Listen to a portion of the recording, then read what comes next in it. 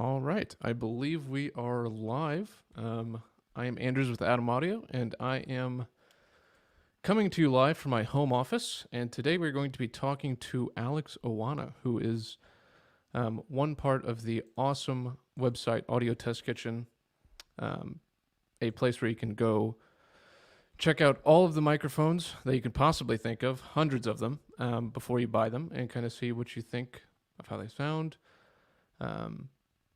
And yeah, it's a really awesome website, and they've been constantly improving it and adding microphones. So, to take us through the website and to kind of show us how it was done and how it was put together, we have Alex Oana somewhere. I don't know. There he is. Outfitted, of course, in the apron. Seems to go Hey with guys. everywhere. I love it. Hi Anders. How's it going, man? Good man. How have things been for you lately? Really good. I realize I need to switch over my audio to my slightly better microphone. Oh yeah, Tell me if you got me now. it sounds good. Yep, sounds great. Awesome, man. Cool. So, kind of cool that we're starting with an audio company is starting with an audio faux pas. Really sets the stage for our live stream. We're truly It can professionals, you happen know. to even the most experienced of us. Yeah. Well, I love the setting. You're in a kitchen. It seems Yes, fitting. this is my kitchen. Yeah, This is the kitchen. The kitchen. the kitchen. So, before we get started, if you could give a little bit of an introduction to who you are and how this all kind of came to be. Man, well, I think I'm one of us. I want to say hey to everybody out there. I've been a musician, recording engineer, record producer. I've been a salesperson for Vintage King Audio. I've been a product designer. I created the Raven for Slate, that touchscreen, interface for DAWs. I've done just a ton of stuff in the industry, and I always noticed that, Anders, you probably get this. If people think of you as someone who they can trust as a consultant, like, hey, what blankety blank, what preamp should I buy? What thing should I buy to help me do the thing that I want to do? And we're all getting these questions all the time. And I don't know about you, but personally, I've always felt powerless to help someone in that I can't be inside their head. I don't have their ears. Yep. So my ability to help a person get the right, recording equipment or instrument that's going to be help them realize their vision is limited by that. I don't have their taste. So this is what I noticed in my, over the course of my career and when I was starting out, and even today, every time I'm considering a new tool, like, check out my Instagram and my Facebook feed, tons of new products coming out all the time. And they're about sound, right? They're about shaping a sound or creating a sound. And my first question typically, and I don't think I'm alone here, is what does it sound like? So Audio Test Kitchen was born out of this desire to help others and out of the desire to answer my own curiosity about what do things sound like, and wouldn't there be an easy, convenient way to preview, to sort of try before you buy? And you don't have to be buying. I think one thing about musicians and audio people, and a lot of people in the arts, is that we're constantly curious. We're exploring. We're trying to expand, our creativity, our capabilities. We're and I think ideally we're trying to find our own sound, our own voice. And so Audio Test Kitchen really comes down to being, to empowering people, to finding the tools that are unique to them, unique to helping them find their sound. So Yep. that's kind of my career, and crunched up all into how did we get here with Audio Test Kitchen. And so if we haven't totally answered that already, Audio Test Kitchen is a website. It's free, and it allows you to go on and check out and compare the sound of different equipment. And right now we have tons of microphones. We have 300 different microphones that you compare, and these are all real recordings of microphones in many different acoustic environments, many different sources. Real live acoustic sources like drums and guitars and bass and a self-playing Yamaha piano and all that.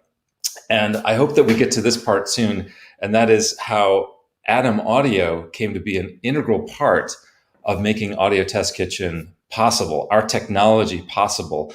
And dude, this is by no means a plug for Atom Audio. This is just a reality. Like, we could not have done a key thing that allows people to audition these mics online had it not been for an Atom Audio product. So I hope we get to that too.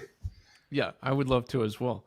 But one more question before we dive into the website and everything was, do you remember the exact day that you had an aha moment of like, this is the website that needs to happen, or was it just like a gradual thing when people are coming into Vintage King and you're like, we don't have this microphone, but like, what was there a day and a time that you were like, this needs to happen?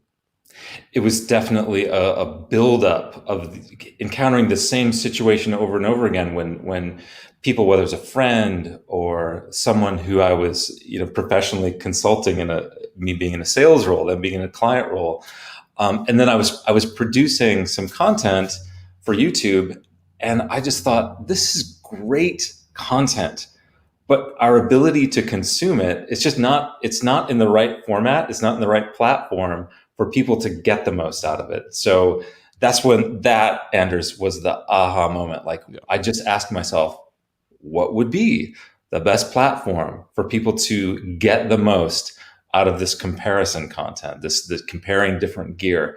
And the idea of Audio Test Kitchen was born. Nice.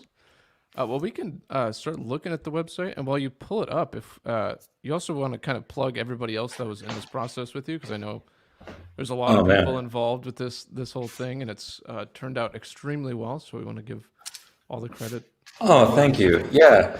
Well, I'm not a super great multitasker on the live stream, so let me give some plugs right off the bat. And so Audio Test Kitchen is not a massive team, but to do some of the processes like handling hundreds of microphones at one time in a studio it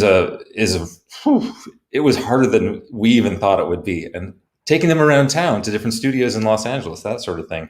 So we had, I'll name some names. So my original co-founder, Ian Latke, and I, and he's sort of served as like the musical director for how some of the music came out on the site. James Fluff Harley is an incredible engineer, worked with Prince a lot. He and I know each other from back in Minnesota. Jesse Ray Ernster is a recently multi-Grammy nominated engineer and mixer who also a buddy of mine from Minnesota, but I didn't know him until he came out to California.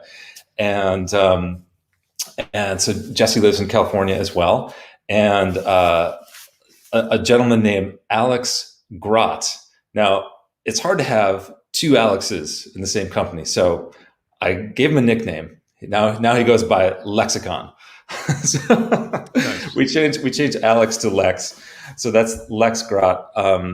Man, we worked at East West Studios, Matt and Haas and Candace and Keith and everybody at the front desk there. Man, I can go deep into details. I hope I don't. Hunter Lee Alexander. This is the moment. I didn't know I was going to have to do like my Oscar thank you speech right now. So, or my Tech Awards thank you speech. Yeah. So, but I have to say, I'm really glad you asked that, because whenever I say make an Instagram post, and actually go look at our most recent Thanksgiving post from Instagram, I tried to really, it was all the time. I am aware and thankful of all the people it took and who contributed to creating Audio Test Kitchen. The engineers out at Harman Laboratories here in Southern California, Dr. Sean Olive, Todd Welty, Omid Kansarapur, Dan Pai. So there's Phil Wagner, who at the time he was president of Focusrite. Now he's vice president of Solid State Logic.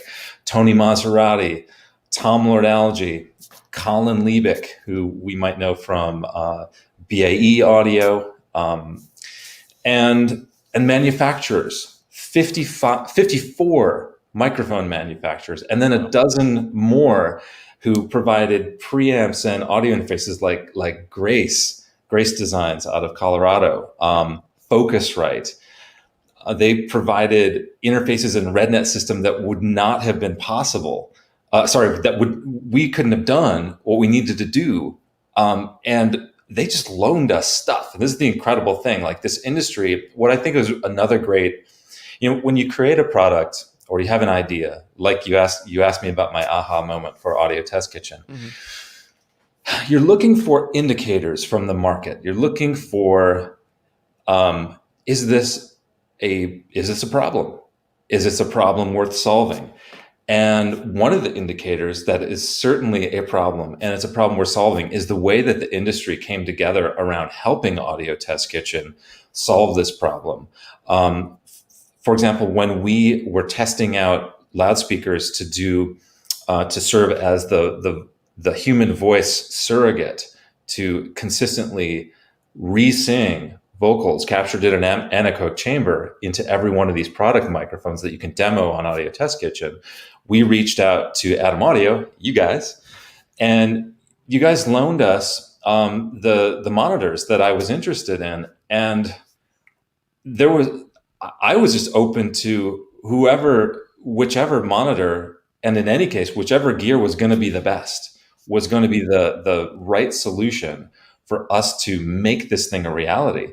And you guys loaned us the S3H for a long time, and long enough for us to test it and see if it would work. And we had it out at the anechoic chamber in Harman, and it turned out that it was the solution, and it was the thing that we needed to pull this off. And same goes for AccuSound cable, ATC, to talk about another amazing studio monitor brand.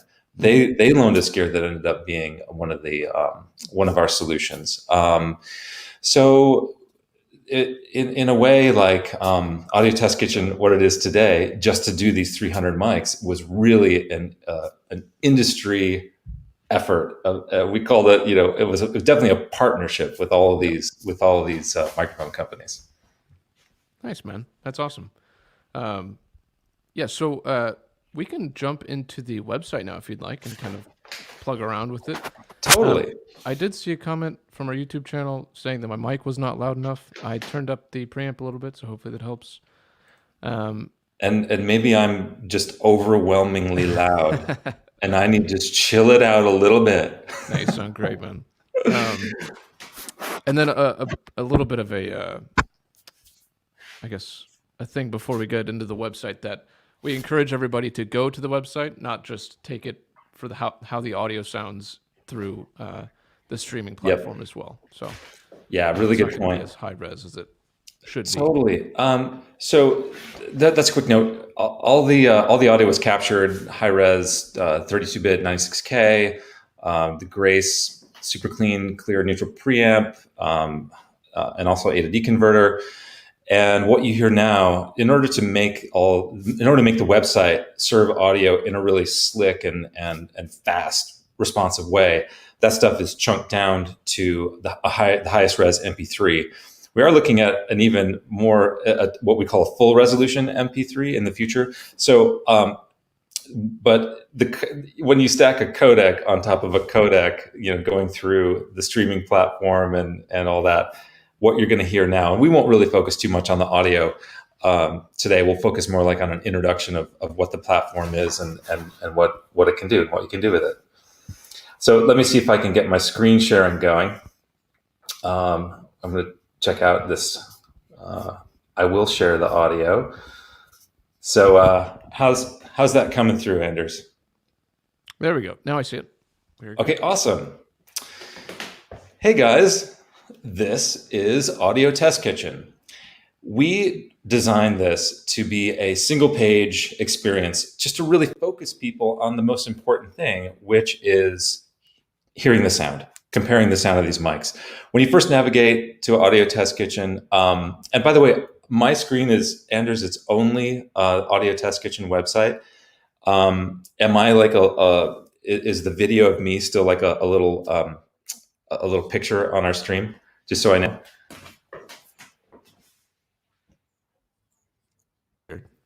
Yeah, you're a little box on the side. Yeah, Okay, you're good. awesome, awesome.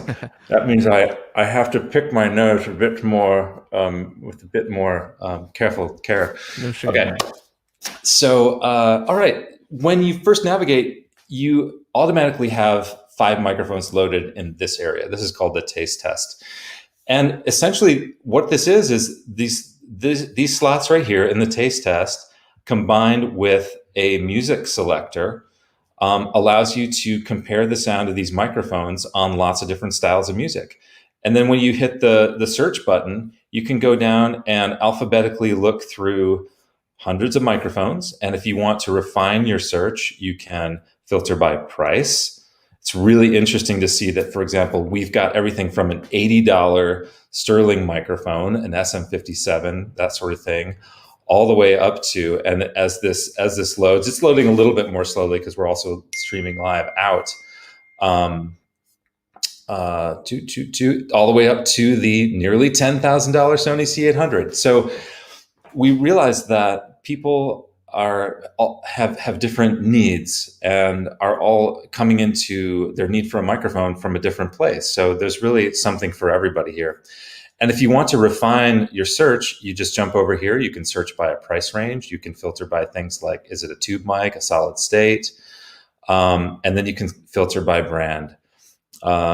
So that's really the easiest way to dive in. You can select some audio and you can loop a section. You can define what section you want to loop. You can do this auto next mode, which will automatically go microphone to microphone to microphone. But if I just go to the top,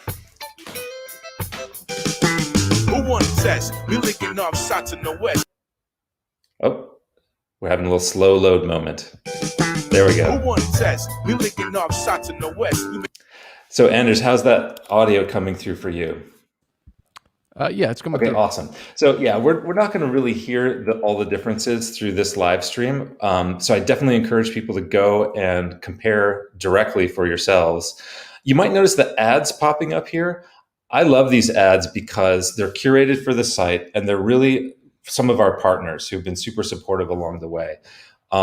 Latch Lake loaned us stands to be able to make repeatable mic positioning possible. I mean, that is a serious consideration when creating an unbiased audio comparison experience that where you can trust that there's no differences in the source. There's no differences in the signal chain when you're switching between these microphones. So when you go back and forth, we've controlled all the variables in terms of the human performance, in terms of the tuning of the piano and the drums, in terms of the mic positioning and the signal chain, so that because you've got to get rid of all that other stuff if you want to really get down to hearing only the differences between the gear. So it's very challenging to do with microphones. Now imagine us doing that with other types of recording equipment, microphone preamps, and for example. And then what as we get into musical instruments, imagine the kind of controlling of variables you would need to do to make it possible for people to compare acoustic guitars or drum heads, that sort of thing. So we really combine a scientific approach with the art of what do people care about? What do we care about when we're comparing microphones, when we're comparing gear? And what kinds of sound, what kind of sources, guitars, bass, drums, piano, vocals, percussion, do we need to be able to do a really revealing comparison of this gear? So, for example, if you select the drum stem on one of these songs, you're going to hear kick drum, a 26-inch kick drum that resonates at like 36 hertz, super low and loud, and 2 mic positions, one up close and one in the back. You're going to hear a tambourine and a hi-hat, which sounds like maybe that's not that big of a deal. But if you want to understand the distortion characteristics, the high frequency characteristics, the smoothness, especially in the vocal range of these microphones, there's really nothing better than comparing, besides vocals, than listening also to tambourine and hi-hat on all these microphones. And this fifth song here we call solo because these sources are not in the context of a whole song, but they're just individual tracks meant to further illuminate and illustrate what these microphones can do. And speaking of which, every microphone also has an unboxing video. And this, but it's, I was not really a fan of unboxing videos, but these are a kind of a reimagining of unboxing videos. And in what way? They're really fast. They're not about us. They're not about someone on camera going like, hey, I've got the blah, blah, blah today. And look at and unwrapping and all this slow stuff. It's like we get right to it. We point out the features. We have call outs for every switch and every feature. We even tell you about, in the case of microphones, tell you about the capsule, what those differences might be, show you the packaging, show you the accessories that are included, the case that a microphone comes in if it has one. And you can also find these on our YouTube channel, but every single one of these, I'll just play the intro of one. Hey! Heyo.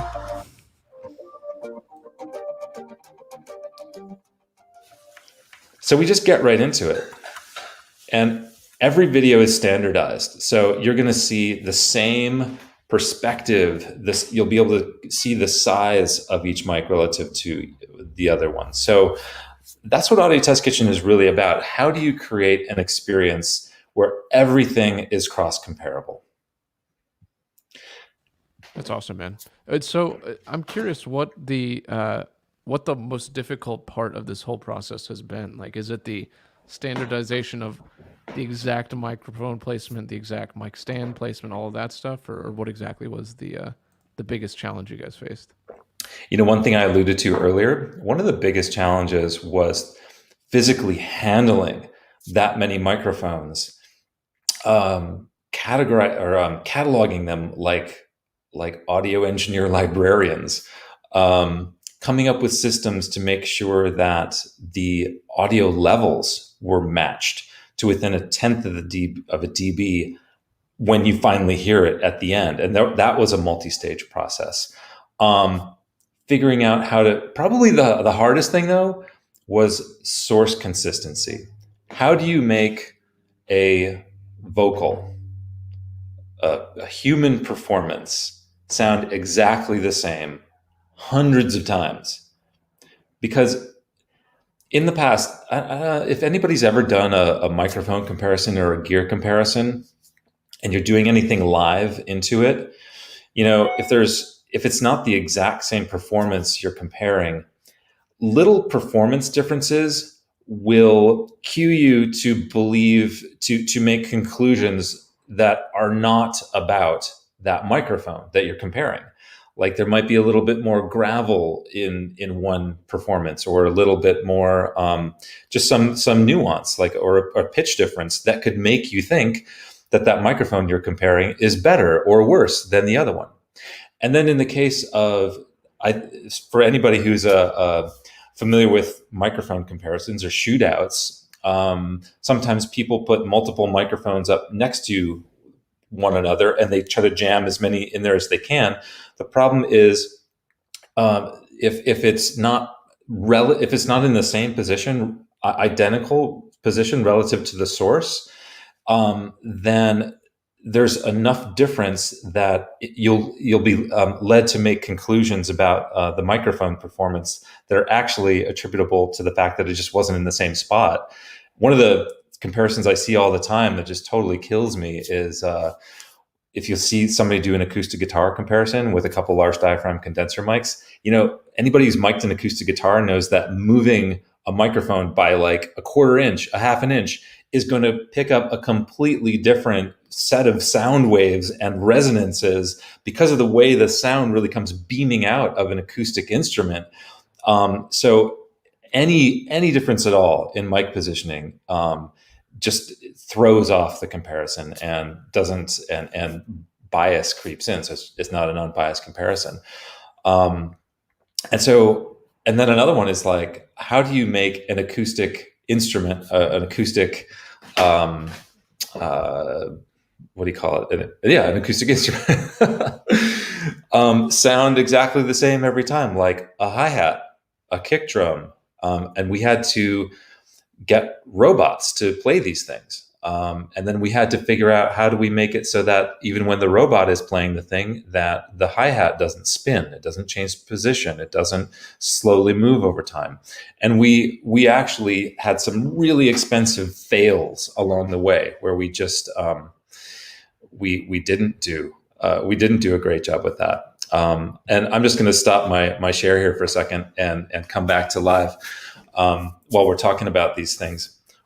You know, does are there any of these that you want to drill down into, Anders? I'm personally curious on the music Oh, playing dude. Okay. robots. So, was that something that you guys designed, or was it just like, hey, did you contact like a company that makes robots? You just need one that just slaps a hi hat A over little and bit over of again. both. Well, a robot that a lot of people might be familiar with is the Yamaha self-playing disclavier piano. That thing's a robot. It has actuators under each key. I think we all kind of know how that works. And our approach with that is Yamaha was really generous with us. They dropped off a self-playing Yamaha. It was a C6 grand piano at East West Studio 2, where we were camped out for the first phase of audio production. And we one of the things we had to do for that was we had to make sure that the piano stayed in tune the whole time. So we had a piano tuner come and check the tuning of the piano multiple times a day. And in fact, he Mhm. even consulted with us. He said, if you we played the music through the piano that we were recording, and he's like, hey man, if some of these velocities get too out of control, it's literally going to throw the piano out of tune. So we had to be so careful even that that the velocities of the piano performance didn't go too far. Um, the robots that we got to play the hi-hat and the tambourine, and we initially thought we're going to play the snare drum and the kick drum, were off the shelf, really cool products from a company out of Poland called Polyend. And the product is called Perk. And it's this little kind of Star Warsy or 2001 looking pod. And out of the pod comes a little uh, wooden peg that strikes the drum, and it looks kind of like the end of a drumstick if you just were to go boom boom boom. But the thing can go so fast, and it can play all kinds of dynamics. So you can have it do like 64th notes if you wanted to, and it's MIDI programmable, but it Mhm. physically hits the thing. And the thing that Audio Test Kitchen had to build is we had to build a mechanism that would stabilize the hi-hat. We failed at this 3 times. Like, we were at East West set up with a whole drum kit, all played by robots, kick, snare, hi-hat, and we could not control the variables. It just, like, the kick drum was going a little bit out of tune, the snare was going a little bit out of tune, the hi-hat was slipping. So then we had to, but the thing is, it sounded amazing because that studio is so good sounding. Yeah. Um, but we had to go back to the drawing board, and then ultimately we recorded each of those instruments one at a time. And tambourine, we were actually able to use a super sturdy latch leg stand and mount like one of these stand mount tambourines and mount the Polyend Perk striking mechanism to it. And we observed over time that we got it set up so solid that it never changed. And the way that we were able to confidently say that is we used microphones from Sheps and DPA as reference microphones, that while we were swapping out, say, the product microphone, each new microphone in front of the source, the Neumanns, the Telefunkens, Mojaves, all of that, Hmm. we always had one microphone in place over that instrument that we were recording that never changed. Position never changed relative to the source. The gain never changed. So, for example, when we were at Colin Liebick's Plastic Dog Studio, Monday morning, 10 a.m., when we started recording hi-hat, we captured the reference mic, and every take we did, we compared the new take to the first take, the new take to the first take, until we got up into the hundreds. And Monday morning 10 a.m. to Friday afternoon 5 p.m., when we were done with 250 mics on that one source, the sound was identical every take. That's so And it was crazy. bizarre. You could just instantly switch back and forth, and it never changed. Yeah. So we carried on that kind of resolution, that kind of quality control and self-checking all throughout the process. Yeah. To me, that's honestly one of the most impressive pieces of the whole thing was just that, desire to be the most accurate and the most consistent the entire time. So that's so cool, man. Thanks, man. Well, let's go ahead and is there anything else we wanted to touch on with the website itself, and then we can open up to a little bit of Q&A after that?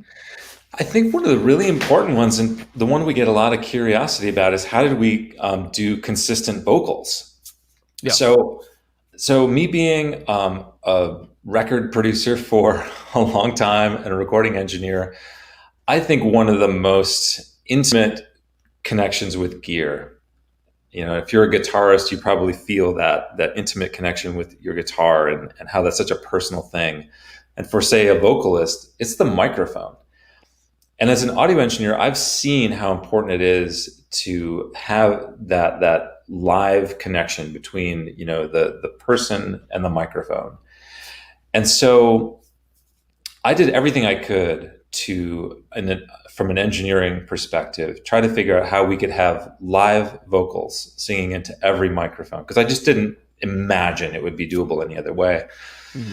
And then we actually heard from some manufacturers themselves that when they're developing and testing their microphones, in order to create source consistency, they can't just have like a singer come in like 1 week and then 3 months later come in, test the mic again. So their approach was to take a high resolution microphone, record one performance, and then replay it through a loudspeaker. Now, in their case, they don't need that performance to necessarily sound exactly as a human being would sound in real life. They just need it to be consistent, to never change. But we needed to take it to the next level. We needed to make sure that the sound that you hear on Audio Test Kitchen of a singer into a Telefunken 251 or the SM7 or any of the microphones was the same as if a human being had been singing into it. So this took months to figure out. We tested a phalanx, quite a wide variety of different microphones to capture that initial performance. DPA and Sheps and all kinds of brands, in order to find the one that seemed to be closest to capturing the original sound with no coloration. And we ran into a limit, which was the acoustics of the space that we were in. So we were in traditional recording studios, and we were getting these artifacts from like reflections from the walls and stuff, and good recording studios. And even so, we were not able to bottle the pure essence of the vocals until we went into a space designed to eliminate all acoustic artifacts. And that was Harman's anechoic chamber. So we got really lucky. We went out and we talked to the engineers that I mentioned, Sean Olive, Dan Pai, Omid Kansarapur, and Todd Welty. And they were like, this is a cool project. We would love to help. So it was kind of miraculous to us. And fortunately, they invited us to use their anechoic chamber. And that's where we do what I call bottled. So put a voice performance in a bottle. We used a Sheps Colette system, which is a small diaphragm body. It's a CK6 body with an MK2 capsule, or maybe it's CM6. And that combination, it's so amazing because we had access to the best of the best. That combination was somehow both totally neutral and transparent to the source and totally real and lifelike and alive. And then, so that's one component, capturing that vocal into a microphone. But then how do you replay or re-sing that performance into every microphone? So that was really the next challenge. And we did as much as we could in a recording studio environment. And again, we ran into acoustic artifacts that were throwing off the tests. So we did our last kind of 5 or 10% of honing in on that perfect, indistinguishable from live place that we needed to get to in the anechoic chamber. And that's when we finally tapped into this magic combination of vocalists in the anechoic chamber singing at a specific distance into the Sheps microphone and then re-amplified through the Atom S3H at a specific distance at a specific position. And when we finally got that, when we were doing blind A/B tests, we couldn't tell if it was live or if it had been reamped and resung through this system. So the vocals that you hear on Audio Test Kitchen are one performance, one identical performance into every microphone.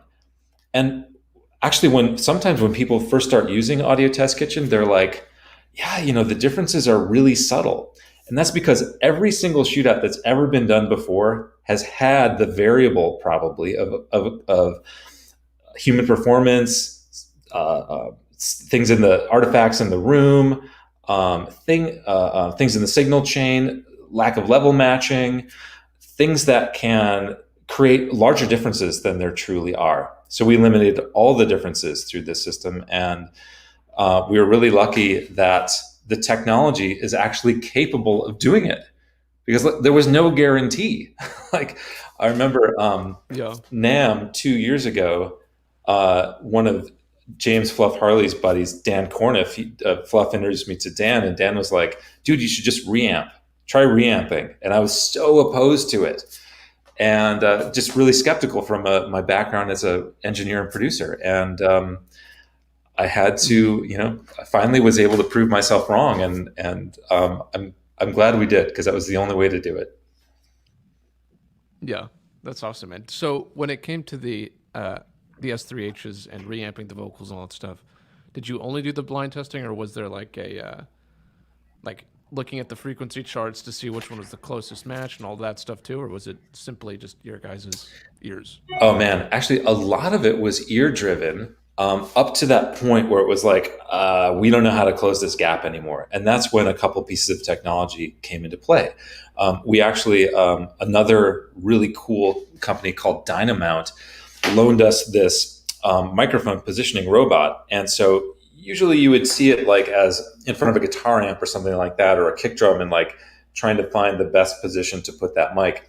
And we turned it on its side, and we're able to find, front to back, up and down, the best position in front of monitors. And one of the great things about in our case, about the S3H is that it's bilaterally symmetrical, meaning that straight down the middle, the left and the right side are a mirror image, and they're also the same sound comes out of both. And that presented the way that the sound, the wavefront hits the microphone is very equal and similar to how a human voice would do that as well, and an acoustic guitar.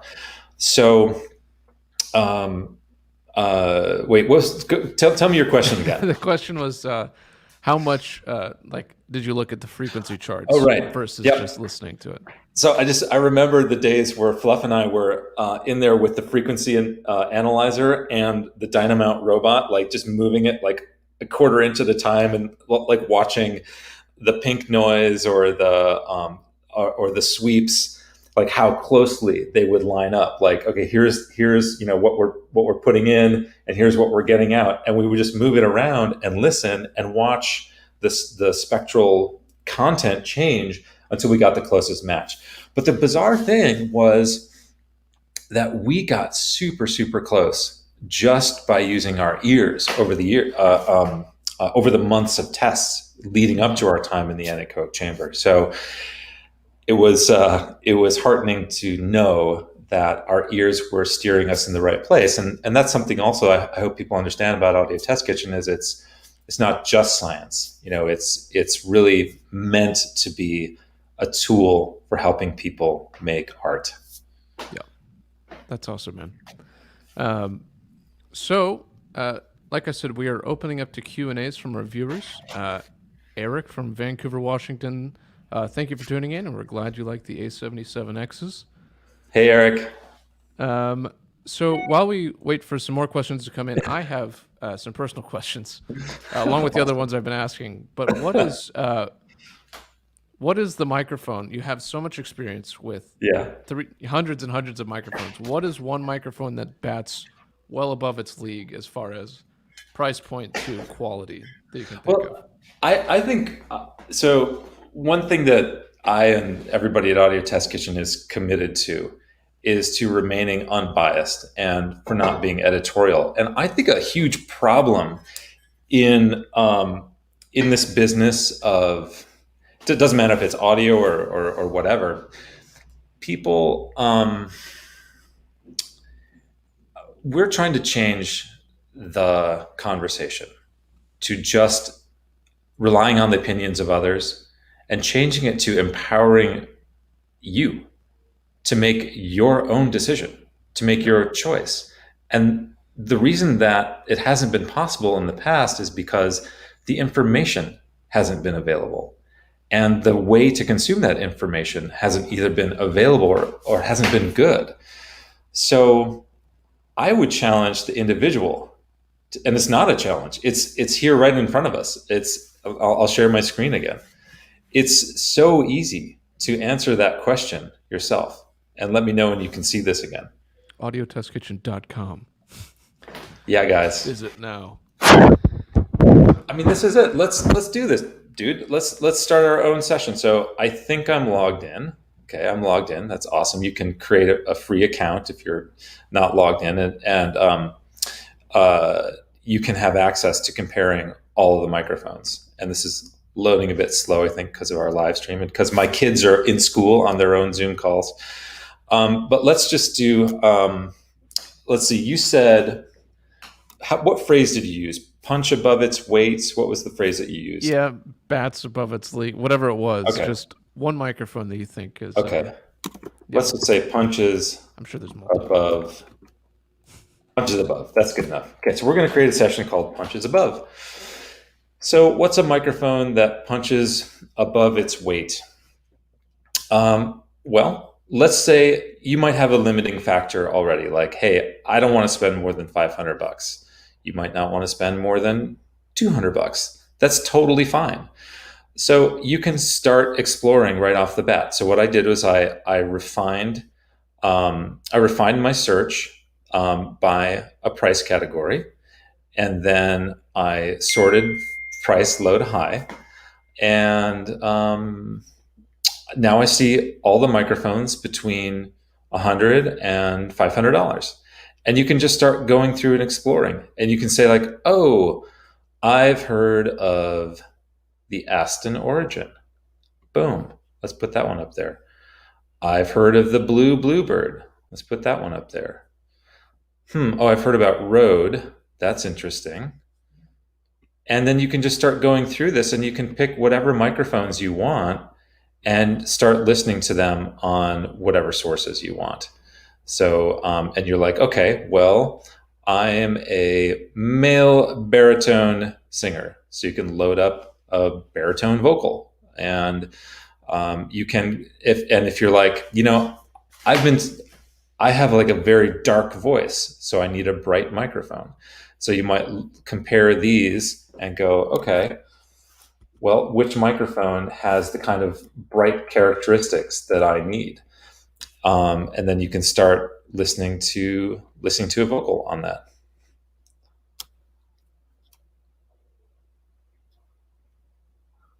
And this brings me to a really cool feature that I hope people make use of. And this is the default setting when you first navigate to Audio Test Kitchen. It's called the stacked effect. So if you can imagine these microphones having recorded every one of the sources in the song. So in the case of this song, Deja Vu, each microphone recorded the bass, the piano, the acoustic guitar, both the vocals, the room mic of the piano, the tambourine, the hi-hat, the kick and the snare. The characteristics of that microphone are going to stack up, thus the stacked effect. And what it does is it totally naturally amplifies the personality of that microphone, and it can make the differences that are there in the microphones much more obvious to hear. And through this live stream, codec through codec, the audio getting chunked down, probably not going to hear it as obviously and clearly as if you were doing navigating this session yourself. And so to answer your question, Anders, each individual can find their own hidden gem, their own needle in the haystack. You can challenge the marketing language or the marketing hype that you've heard over the years, or ever since you started Google searching, what microphone should I buy for $300? And if a microphone pops up, let's say the AKG 220 pops up, and everybody says, "Oh, it's the most amazing mic for blah blah blah."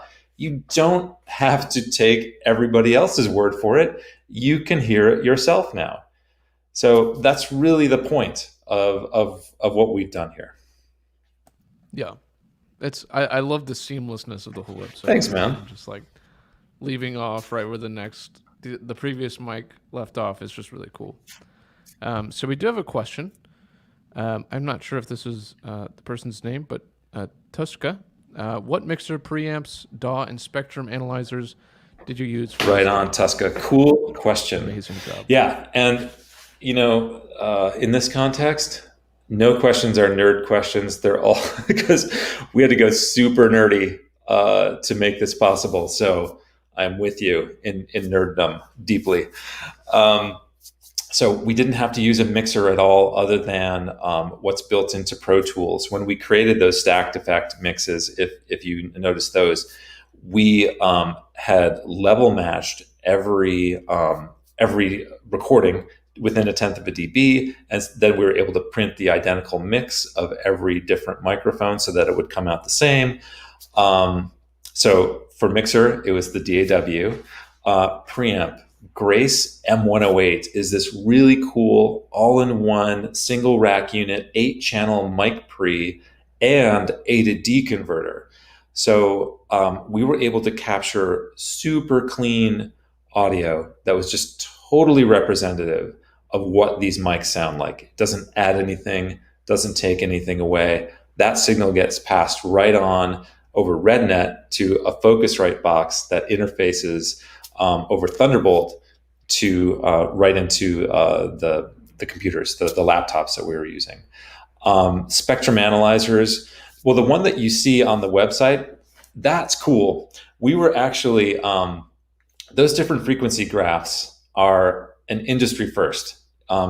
People may have seen frequency graphs online before, or sometimes a microphone company will ship a little printed chart of this is the frequency response of our microphone. Nice, but the problem is those are not cross-comparable across brands until now. So the fact that we had every one of these microphones in Harman's anechoic chamber, we were able to measure their frequency response under identical conditions and therefore make them totally cross-comparable. And one of the coolest things is that, we had a huge challenge of trying to please 54 microphone manufacturers and honestly and truthfully and accurately represent the way their microphones sound. And I don't know how we did it. Well, I do, because we just worked and worked and worked until, there were no compromises. But every manufacturer approves the way their microphones sound on Audio Test Kitchen. And it's true to the way these microphones sound on dozens of sources. So check out those frequency graphs, because I like to think of those. I'm glad you queued up this question, Tuska, because and I'll just share my screen again. I like thinking of these frequency graphs as a way to give your ears superpowers. So say, for example, you know that you don't like microphones that have a kind of a sibilant quality. And to you, sibilance happens, around 6K. um, you can see that this Aston microphone has a dip in that area, but maybe it has the airiness of a microphone that you are looking for, that you want, 10 to 12K. Or maybe you're going to be doing spoken word or broadcast, and you're like, I need extra clarity in that 5 to 6K range, and I don't have a sibilance problem, or I'm going to use a de-esser, and that's no problem. So you can kind of, and I would say, even, one of the first things I learned as an audio engineer was to look at audio spectrally. So like, if you think of like a graphic EQ, and I first started out with the home stereo system when I was a kid with like a 10-band graphic EQ. So it divides it from lows like 31 hertz to high 16 kilohertz, and you've got this way of kind of dividing up the spectrum of sound. And a lot of like really core to audio production, it's like a range. It's you have to be an arranger of sound and an arranger of spectrum. So if all the instruments and vocals and everything you recorded in a song, for example, all kind of existed in this one range, and here you would have like a really muddy mix. So you have to be very intentional about what goes where. And if an orchestra, if everybody just played in the same range, you wouldn't be able to hear all the parts. And the beautiful thing about an arrangement that works well is that you can hear, if it's done well, there's this, you can hear the interplay. So this is a long way of talking about how, when you start listening to microphones as these tools for creating a sonic arrangement, that can be a really powerful way to look at it. And then specifically to, like, if you're going to match a microphone to your own voice, you can think about, okay, what is it in my voice that I want to enhance? What is it in my voice that needs to maybe not be brought out so much? And that's where these frequency graphs can really come in handy. Thank you for the question, Tuska. Audio interface question mark? Audio interface. Oh, yes. So it's the Grace M108. And then do you have a spot on the website that people can check out kind of the process of this yet? Or... Yeah. Let me, I'll open another tab, and we have a blog that's been built out with a lot of cool, a lot of answers, and some fun videos too. So let's see here. All right, let me know when you can see that. I can. So here's the Audio Test Kitchen blog. You can see some featured articles. You can see one of the studios we worked in. At Chris's studio, we captured kick drum.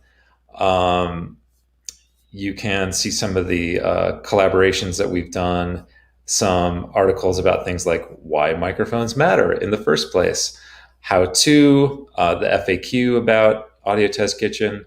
And then also, if you go to the All tab, you can kind of see the overview of all the different articles and videos. You can see behind the scenes at Harman. This is one of my favorite new videos that we have out, and that is seeing behind the scenes of the Harman anechoic chamber and how we did some of our stuff in there. How was it spending hours upon hours within an anechoic chamber? Man, for me, crazy? The first time I stepped in one, maybe, I don't know, 20 years ago or something like that, it freaked me out. But I think maybe it was just kind of knowing what to expect and understanding that when I go in there, I wasn't going to, I was going to hear my breathing a lot and my heartbeat a lot. And it's so funny, the video I was just showing you, like, we had to deep breath it because, like, my inhalations in the video, as I was walking people through it, it was just like, I just sounded like I was, like really gasping for air, like as if someone Yeah. had sealed the door shut. Because you can just hear everything in the anechoic chamber. hmm Um, cool. Big Bite Beats, thanks for tuning in, man. Uh, Jason Thanks, man. Para, thanks for tuning in.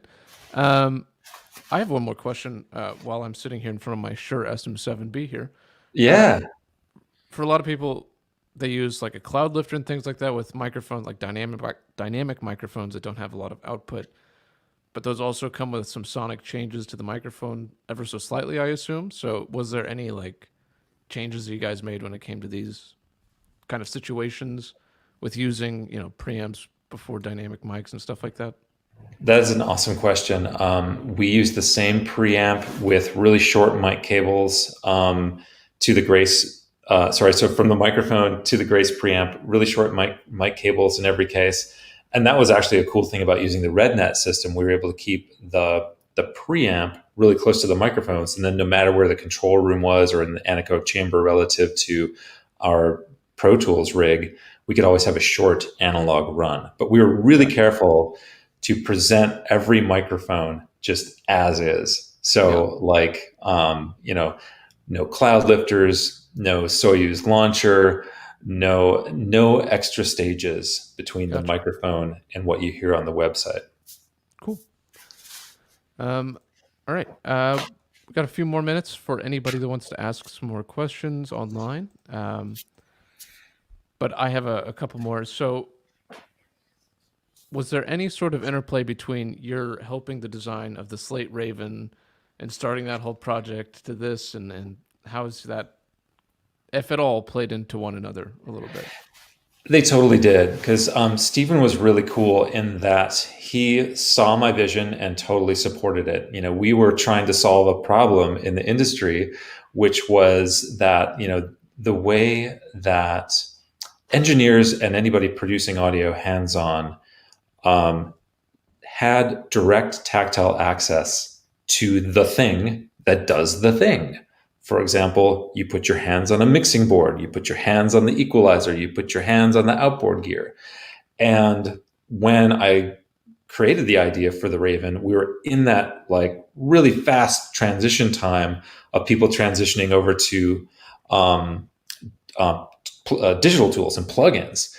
And so it just occurred to me like the way that what we need to be able to do is to give people a way to have that same tactile interaction and that sort of immediacy of like, as humans, we are programmed to touch what we see. Like if we want to change something, we reach out to touch it. Yeah. And so thinking of the Raven as a solution to a problem was really similar to Audio Test Kitchen, seeing a problem in the industry and just allowing to ask the question, well, what's a better way? What would be the better way to solve this? Yeah. Nice. And so, what's next for you guys? I know you guys just did a site rehaul, Yeah, which has been fantastic. But what else is on the horizon? totally. Well, so when pandemic hit, we had the time and the luxury to go back and recode the site from the ground up to make it way faster. Now everything loads instantaneously, and we also tripled the amount of content. So it's mind blowing, but there's nearly 14,000 audio samples for these microphones at your fingertips on the website. So like you can really dive deep and get as much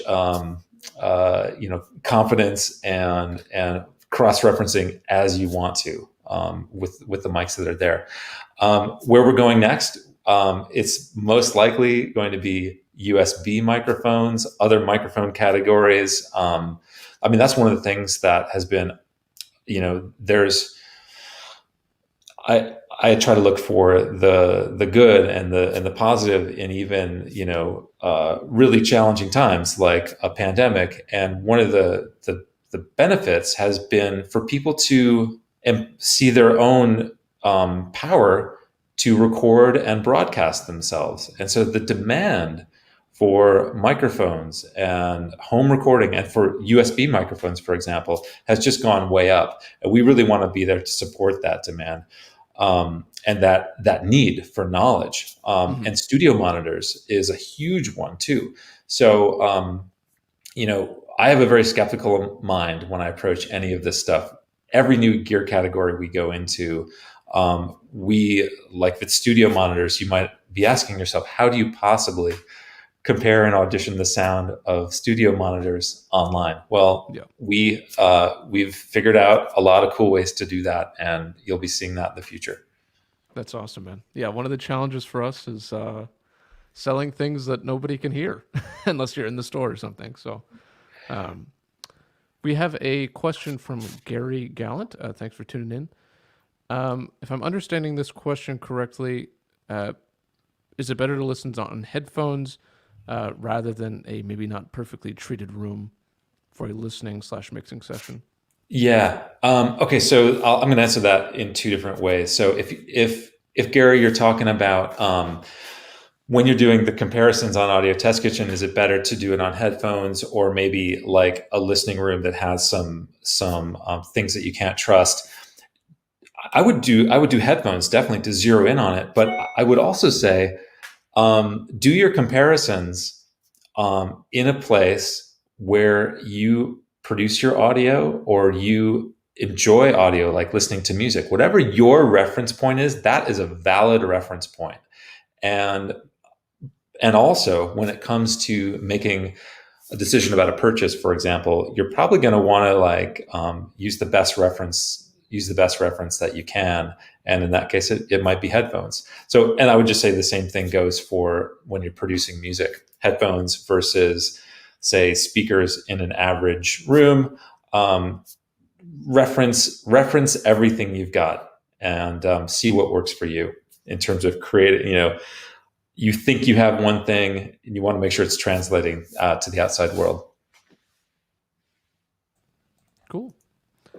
Thank you for the question, Gary. And yeah, I think that's all the questions I personally have. Is there anything else that you wanted to plug for Audio Test Kitchen in the near future? Anything you got coming out that you're excited about or want people to check out in particular? Yeah, I just really believe that people deserve this kind of information. I've seen this industry and I've participated in this industry from all sides, as an end user, as a manufacturer, as a product designer in retail, and even in media, in journalism. I used to write reviews for gear, for Pro Audio Review and Sound on Sound. So like, and the thing that's been missing is this just really simple and direct ability to hear the gear before we buy it or before we go into a session and to use it. And Yeah. we have an industry that's built up, a really keen ability to influence us what to buy.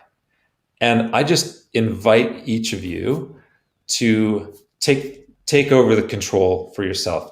Take the power. We have created now the ability for you to empower yourself to make a confident decision based on your taste, based on what you like. And so I invite you to come to Audio Test Kitchen and also join the newsletter. There's a couple different ways to do that. There's links on the app. There's links on our homepage. And when you join the newsletter, you're going to learn about the new gear as we release it, new comparison content. You'll see cool videos from people in the industry you might like. You can see behind the scenes stuff, all of that. And then please, you probably are used to hearing this, but like our Facebook page, subscribe to our YouTube channel. That helps support us. And Audio Test Kitchen is free. And so really right now, you can help us grow by doing simple things like liking us and following us out there and spreading the word. Share the word. You might think that somebody already knows about Audio Test Kitchen. If it's helped you, please help us spread the word. Nice. Speaking of new gear on the way, have you thought about doing guitar pickups? Fernando suggested that. Any thoughts? Totally. I love it, man. And this is so cool. Like as we've been out there for about a year now, and we're just talking about like social media and YouTube in the comments, and in the discussions that we've had, there is nothing that people don't want to hear compared now. In other words, people want just everything to be compared, and we should.